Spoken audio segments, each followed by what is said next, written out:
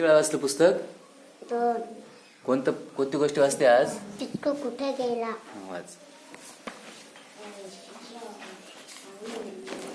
आज मी कुठे झोपू?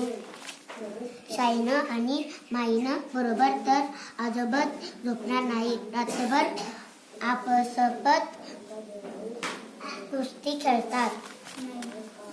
नाही, आजोबा बरोबर ही नाही झोपणार. ते खूप जोरजोरात घोरतात. आई बरोबर ही नाही झोपणार. सारखं पडलाखाली ढळकून जाते. नाही, बरोबर तर आजोबा नाही झोपणार. त्याच्या तळपायाचा घाण वास येतो. नाही, शब्दभर बोलणार, झोपणार नाही. गेल्या वेळी वाचत झोपला आणि माझे कान जळले. नाही, मला बरोबर नाही झोपणार. ती रात्रभर सुसू करते. मी पूर्णपणे भिजून जाऊ.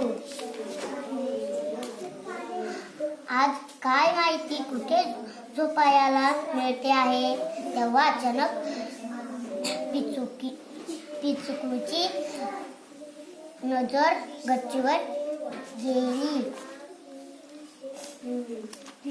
अंधार पडल्यावर घरी सगळेजण पिचकूला शोधलं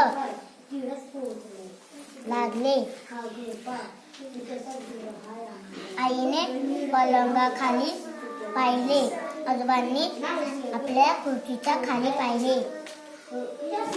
मैने आणि शबर त्यांनी आपल्या बिछाण्यावर पाहिले. बाबांनी घाण वास येणाऱ्या महिलांच्या जवळ पाहिले.